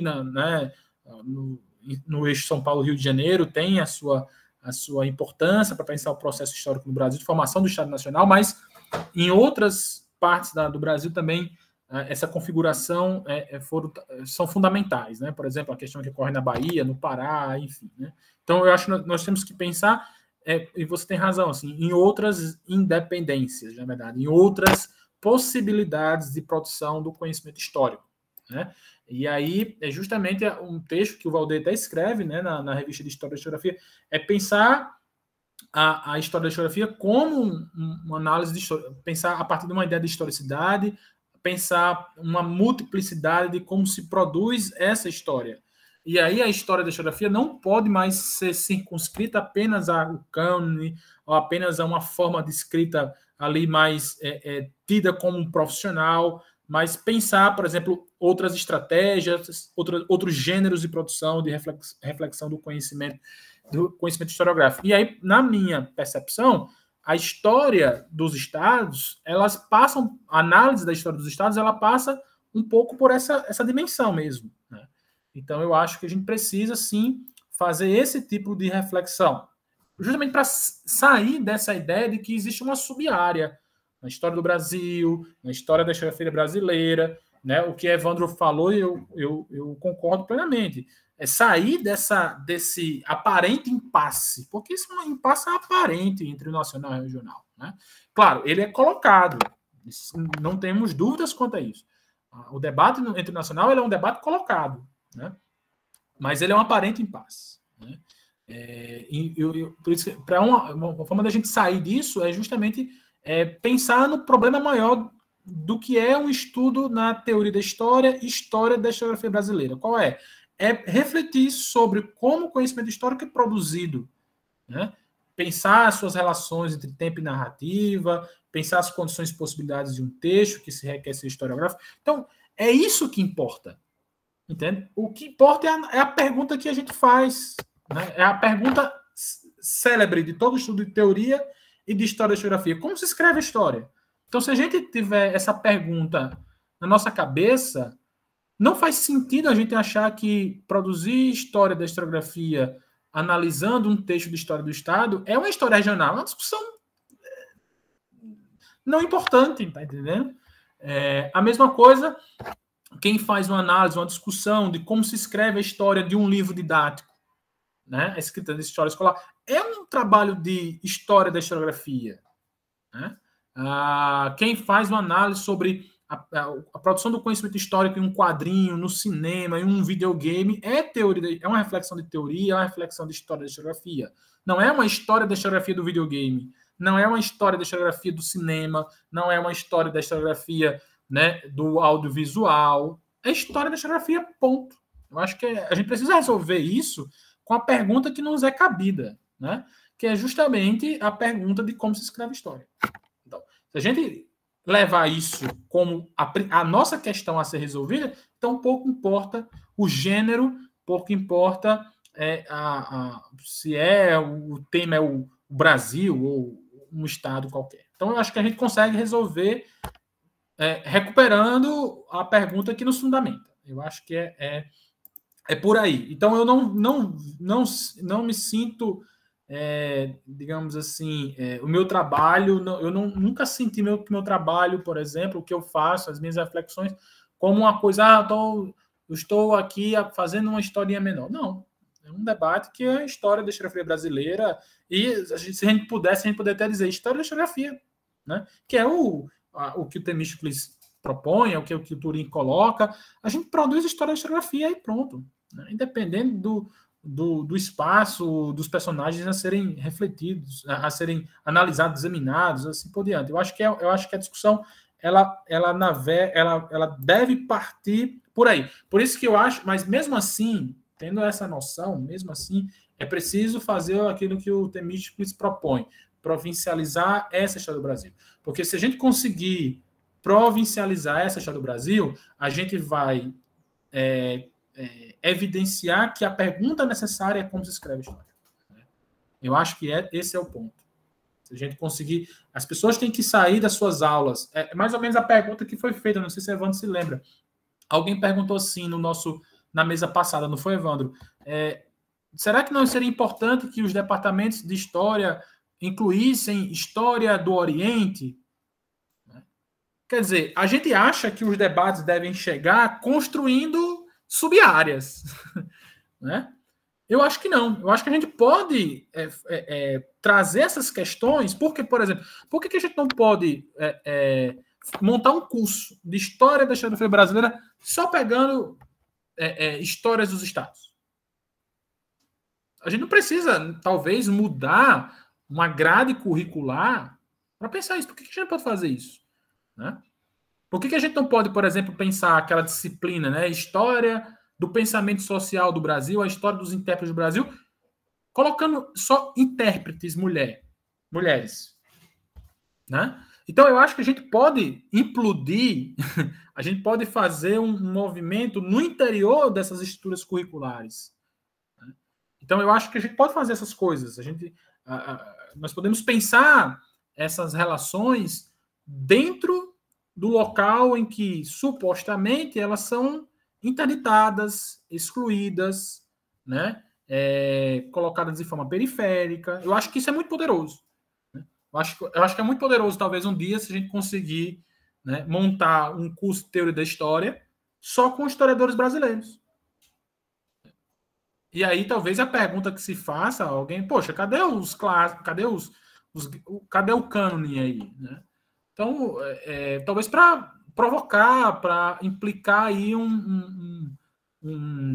uma ideia estética, não no sentido de uma reflexão do que é belo, não é no sentido daquilo que provoca, a ideia do pathos mesmo, aquilo que eu acho que é muito comum, né, na arte de maneira geral, nos provoca o tempo todo, né? A gente refletir aqueles lugares que são geralmente mais cômodos, que geralmente são mais dados, e a gente trazer uma produção que é totalmente estranha a esses lugares que supostamente nos traz uma semelhança. Né? Fazer talvez um pouco daquilo que o Caetano Veloso, claro que muita gente acharia muito estranho a gente pensar um currículo, um plano de curso de história da historiografia brasileira com personagens da história que não são tão canônicos, né? Talvez a gente acharia muito feio, mas aí isso me lembra um trecho daquela música do Caetano Veloso, Sampa, né? Que ele diz assim, é porque Narciso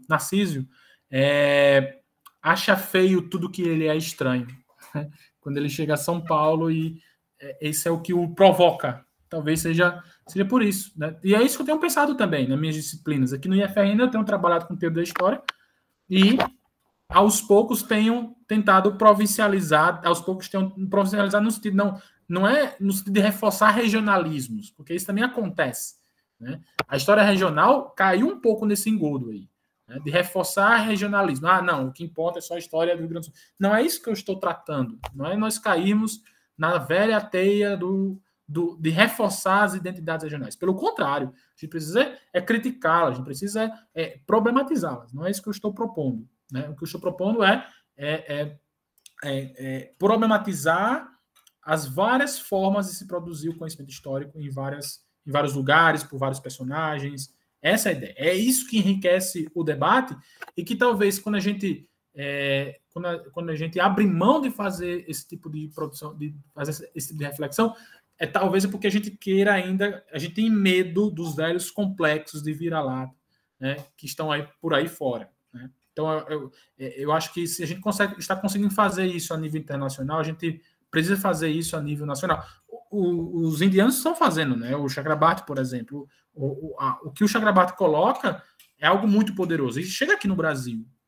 Então, acho que a gente precisa repensar. E eu acho que a gente já está fazendo, de certa maneira, esse movimento. A própria tese do Wagner Geminiano, eu acho que escancaram um pouco isso.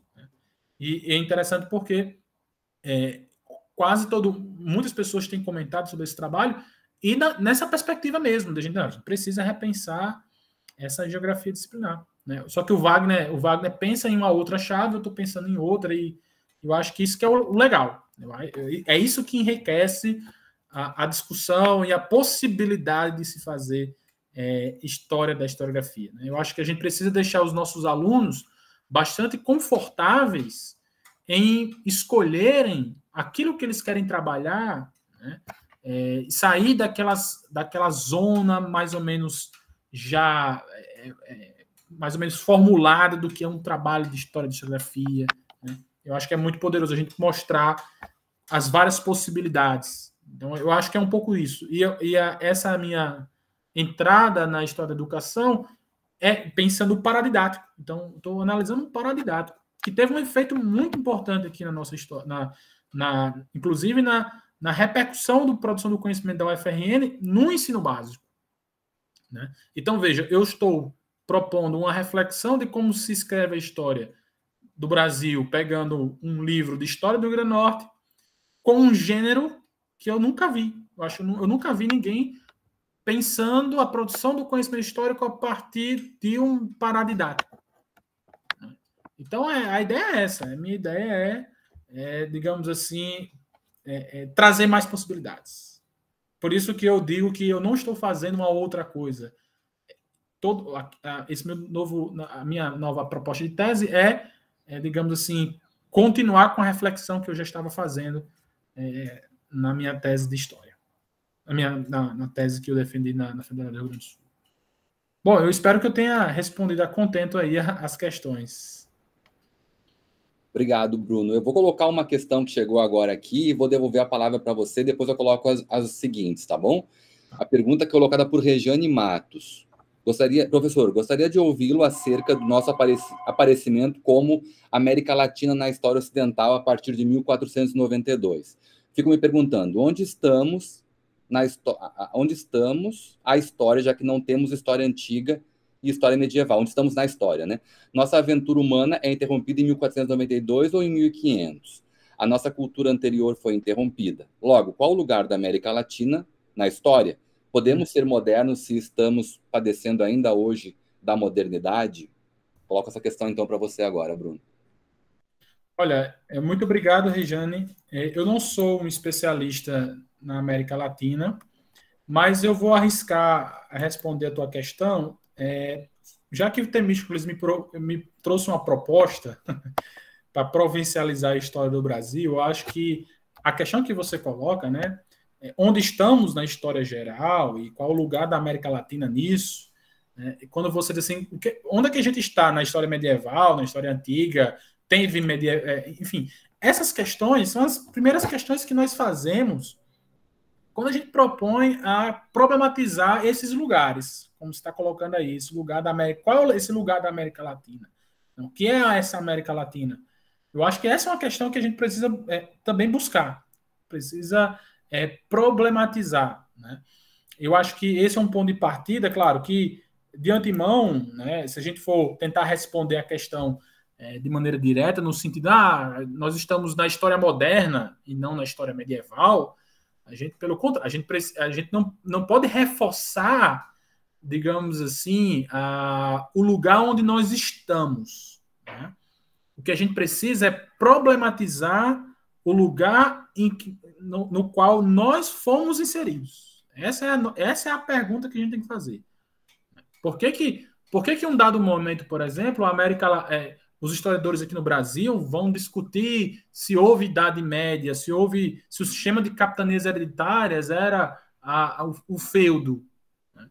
Então, essas questões, elas trazem esses lugares, esse campo de força, essa relação de saber e poder, né? E a gente precisa justamente problematizá-los. Eu acho que a questão é problematizar essa tua pergunta. Fazer essa pergunta, transformar essa pergunta em uma questão de história da historiografia. E aí, isso vai ser uma oportunidade muito boa para se pensar o que é América Latina, se pensar a própria ideia de uma história universal ou de uma história geral, e o lugar que a África, a América, enfim, esses continentes vão ter nessa história universal. Mas eu não posso oferecer a você muitas referências quanto a isso, porque, de fato, não é um tema que eu trabalho, eu discuto, mas eu acho que se você se interessa em problematizar essas questões, eu acho que esse é um ponto de partida que você pode responder via a teoria da história. Acho que a teoria da história é o caminho para a gente fazer esse tipo de... A gente ter algumas respostas, né, a essas questões. Evandro. Muito obrigado, Bruno. Deixa eu ver se nós temos mais alguma questão aqui. Aconteceu comigo agora a mesma coisa que aconteceu com você, Bruno, no início. Essa questão da confusão entre a nossa vida remota, né? Entre o nosso trabalho e a nossa vida doméstica, vamos dizer assim, mas já resolvi. Não sei se nós temos ainda alguma outra questão aqui colocada no chat, eu acho que não, né?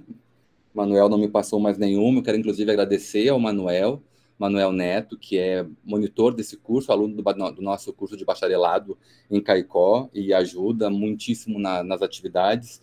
Eu acho que nós não temos mais questões no chat, mas ainda temos um tempinho, né? Fiquem à vontade para colocar tanto oralmente quanto por escrito mais questões, enquanto... temos aqui, pronto. José Borges, boa tarde, pode ficar à vontade, José. Boa tarde, professores. Eu fiz uma questão no chat, mas eu acho que perdeu-se. Era o seguinte, essa questão de centro e periferia, a existência da plataforma SILB, né, sediada no Rio Grande do Norte, né, ela é um paradigma dessa quebra de centralidade. Ela está no Rio Grande do Norte, não está no Rio e São Paulo, né, e é uma ferramenta, um instrumento fundamental para o estudo da história do Brasil, e muito importante. É uma quebra de paradigma da mudança desse eixo, né? É um paradigma de mudança desse eixo de centralidade, ou pelo menos é uma tentativa disso, a gente pode considerar assim. Obrigado, José. Posso aproveitar e colocar uma questão também, Bruno? Sim. Colocar agora, rapidamente aqui, uma ou duas, bem rapidinho aqui. Eu pensei em várias... Como tenista, tive algumas ideias enquanto você falava. Acho realmente muito, muito boa essa discussão, da forma como você está trazendo. Essa ideia que o Temístocles colocou aqui para a gente, de provincializar a historiografia, né? Ela é interessante também, no sentido da gente pensar que tem por trás uma ideia de uma certa democratização do debate, né? E não é uma democratização assim voluntarista ou no sentido assim vazio, não é uma democratização que tem por trás uma discussão de fundo sobre a desigualdade, que é um pouco que está colocado nesse tipo de estudo, como o Chakrabarty coloca, né? Então, assim, evidenciar, né, ou promover um debate mais democrático no campo, considerando que há desigualdade. Então, você não nega a desigualdade, você reconhece essa desigualdade, e a partir dela a gente propõe alguma coisa. Eu acho que tem um aspecto propositivo também, assim, né? Esse é um primeiro ponto que eu queria saber se faz sentido para você.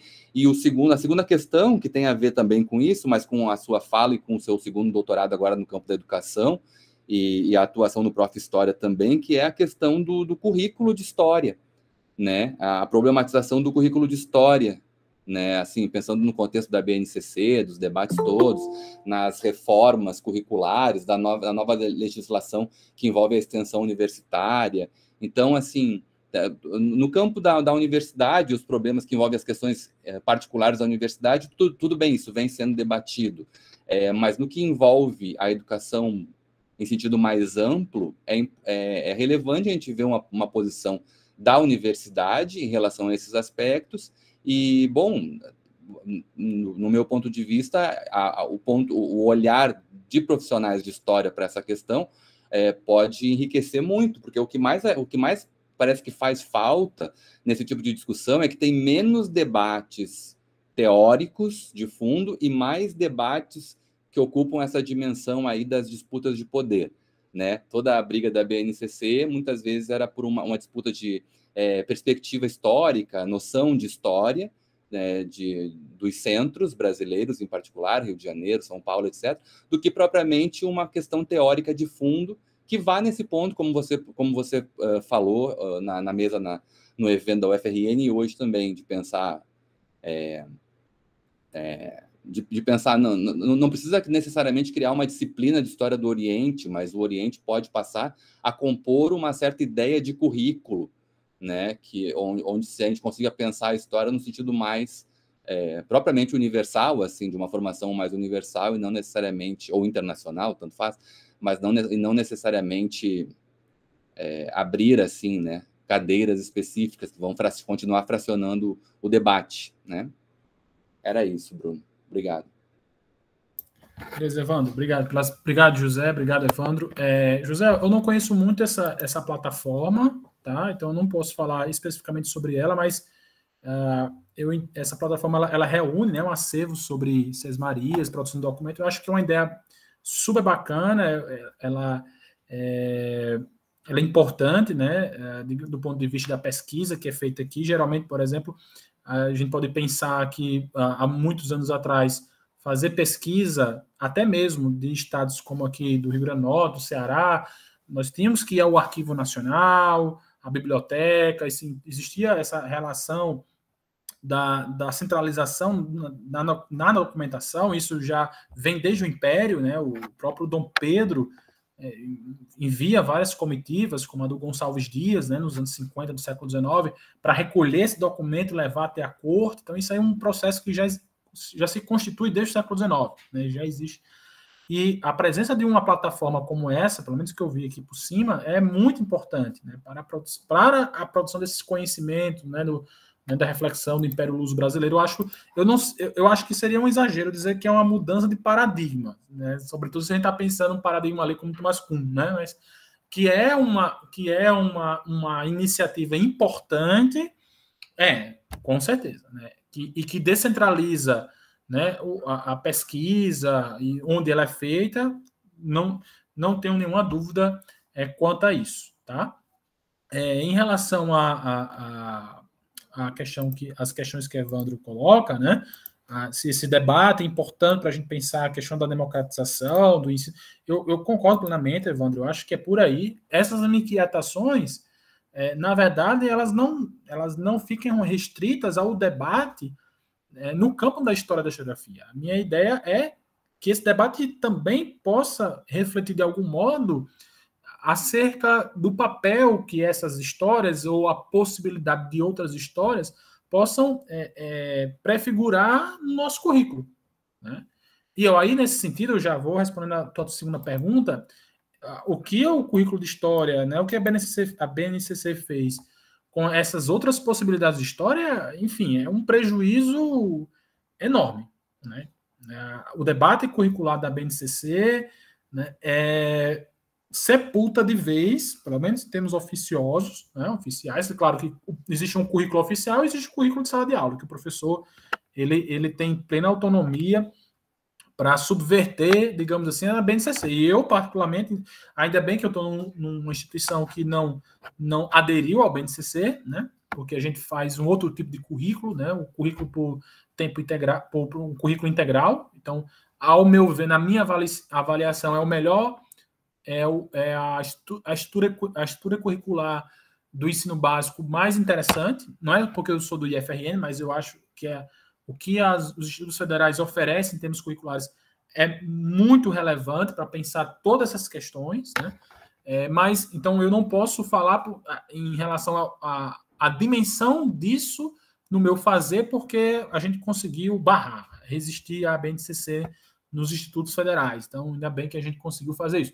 Mas, infelizmente, da forma como as coisas estão sendo colocadas com esse novo currículo da BNCC, é lamentável, porque eu acho que isso vai restringir cada vez mais, pelo menos do ponto de vista oficial, que esses outros tipos de história, né? Aliás, a própria história seja, digamos assim, um componente que consiga avançar em termos de relevância, de importância no processo de escolarização, né? Então, por exemplo, se quem já teve a oportunidade de pegar os livros didáticos que foram aprovados pelo PNLD, que atendem a essa nova configuração do BNCC, há uma saliência significativa das ciências sociais sobre a história, por exemplo, né? A gente está voltando quase aos estudos sociais.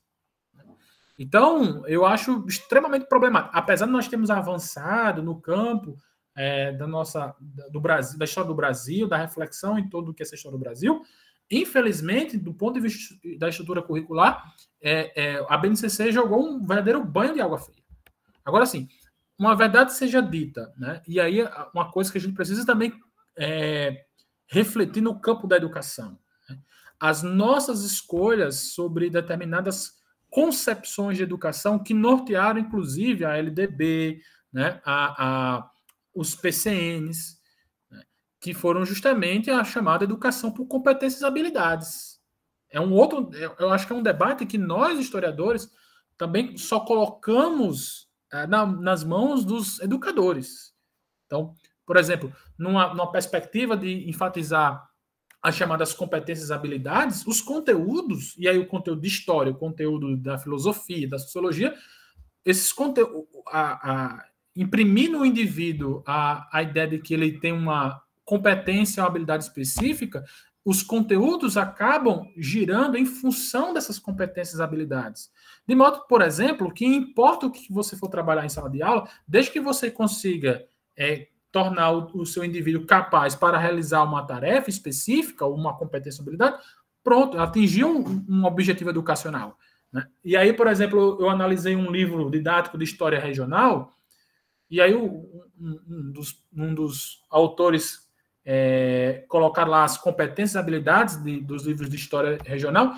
Eu até coloquei a seguinte observação: tanto faz ele ensinar a história do Rio Grande do Norte, história da África, história do Brasil, porque o que vale mesmo é desenvolver a competência no indivíduo. Os conteúdos já não são mais pensados como conteúdos transformadores do mundo, né? Então, eu acho que a gente precisa fazer um debate, inclusive, mais amplo, né? Pensando as próprias concepções de educação que nortearam a formulação desses currículos.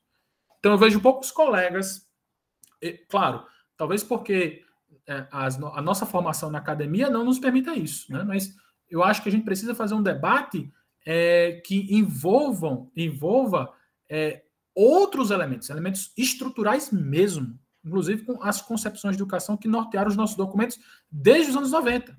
E a gente engoliu isso como se fosse a última Coca-Cola do deserto, e isso trouxe implicações muito sérias, né? Muito sérias. Então, assim, eu acho que é um debate que a gente precisa fazer no âmbito do nosso saber, com as questões epistemológicas que são pertinentes a ela, mas nós precisamos também fazer essa articulação no campo da educação. Então, por isso que eu acho que a educação, nesse ponto, me ajudou a pensar toda essa relação que você coloca, né, na produção do conhecimento histórico, essa necessidade que nós temos de democratizar o ensino, mas também em relação a esses impasses e essas concepções de educação que acabam sendo assimétricas com o que está ocorrendo na grande área, pelo menos em determinados campos ou em determinadas áreas, né? Então, eu acho que a gente precisa suscitar um grande debate, né? Então, sair daquela coisa que foi muito ali nos debates da BNCC, né? O pessoal da antiga contra o pessoal da moda. Eu acho que é um debate que realmente nós não vamos chegar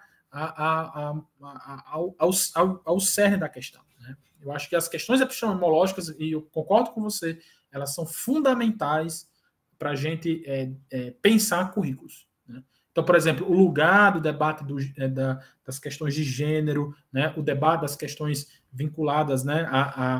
Por exemplo, as outras identidades, isso tudo tem que estar em nossos currículos. Esse debate ele é necessário, ele é fundamental, né, para o sujeito de hoje.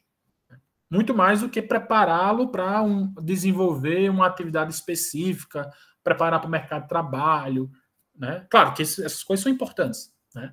Mas a escola não pode se resumir a isso, né? Não sei se eu respondi, Evandro, mas são questões assim que também estou sendo levado também a refletir sobre isso. Talvez pelo esse lugar que eu também estou, digamos assim, desenvolvendo essas reflexões.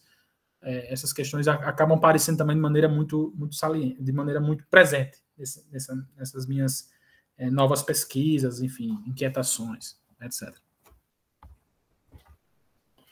Respondeu sim, Bruno, perfeitamente. Muito bom, assim. Nossa, isso que você falou agora por último, achei importantíssimo. São algumas questões que, de fato, escapam, às vezes, propriamente ao campo da história da historiografia, mas que, ao mesmo tempo, fazem parte, né? Porque também o campo discute questões epistemológicas, teóricas, levanta temas que, de uma forma ou de outra, vão se converter em debate de disputa política em geral e, em particular, sobre projetos educacionais. Isso que você falou do exemplo da educação por competências e habilidades, esses termos, eles têm uma história, não é por acaso, né? Dá para fazer paralelos com a história da historiografia da mesma época, na qual, onde surgiram essas categorias e que foram totalmente naturalizadas hoje, a ponto de, como você disse, muitas vezes o conteúdo é o que menos importa. Mas vai ser considerado esse conhecimento, se aquele conteúdo foi trabalhado a serviço de competências e habilidades que muitas vezes são puramente subjetivas. Evandro, só um detalhe. Se a gente repetir essa perspectiva, tanto faz o governo comprar um pacote do Brasil Paralelo ou botar um profissional formado na academia. A gente insistir nesse modelo, tanto faz o Brasil Paralelo como os profissionais formados pelas universidades brasileiras. Então, eu defendo que os conteúdos têm, né, esse valor, né, essa capacidade de afecção, de transformação e tudo mais. Eu acho que a gente deixou uma parte do debate escapar aí, né? E a gente talvez não tenha tido a perspicácia do quanto isso pode ser maléfico para a nossa área. E depois a gente não entender por que a Prefeitura do Rio contratou, ou por que o Brasil Paralelo ofereceu um curso de história para as favelas do Rio de Janeiro, e isso vai ser lido como um esforço por educação, né? Então, acho que a gente precisa pensar nisso também, né? Propor essas questões. Com certeza, Bruno, com certeza. Bom, nós já estamos encaminhando para o final do nosso tempo aqui de atividade. Eu acho que não temos, eu peço desculpas ao José, me tinha me escapado da sua pergunta, peço desculpas, eu me desconcentrei aqui por um momento e acabou escapando, mas obrigado por ter colocado, e eu acho que não tendo mais questões, eu quero agradecer muitíssimo. Aqui, é claro, Bruno, várias manifestações aqui no chat de elogio e agradecimento pela aula, né, que vários alunos aqui mencionaram, agradeceram pela exposição, pelo que você trouxe em termos de conhecimento para a gente aqui hoje. O professor Magno também colocou aqui no chat fez um agradecimento pelas questões, destacou a importância das questões que você está levantando. Então, eu faço minhas as palavras também do pessoal do curso, né, e também dos professores que já participaram. Mais uma vez, muito obrigado, Temístocles, muito obrigado, Magno, muito obrigado por estarem aqui. Foi muito importante para a gente também a presença de vocês e de todos e todas que acompanham o curso desde junho, né? Espero que também quem veio hoje para assistir especificamente a aula do professor Bruno, estou vendo aqui alguns alunos da minha disciplina de teoria que não são matriculados no curso, mas que se interessaram pelo tema e hoje apareceram. Muito obrigado por prestigiarem aqui, por estarem presentes. Muito obrigado. Então, Bruno, para encerrar, passo a palavra para você fazer suas considerações finais e, mais uma vez, muito, muito obrigado. Foi muito boa a tarde de hoje. Muito obrigado, Evandro, pelo convite mais uma vez, aos colegas, pelos elogios. Estou muito satisfeito com esse nosso debate e espero trazer novos resultados aí nos próximos 4 anos e que a gente possa ter novas reflexões, enfim, novas discussões. E é isso. Muito obrigado, tá, gente? Foi um prazer estar com vocês hoje. Tchau, tchau. E temos já um projeto agora que o Temísculos propôs, então já tem coisa para esses anos. Tá bom? Muito obrigado, então. Boa tarde a todos e todas, e até dia 8 de dezembro, quando a gente volta, então, para a última aula desse curso. Muito obrigado.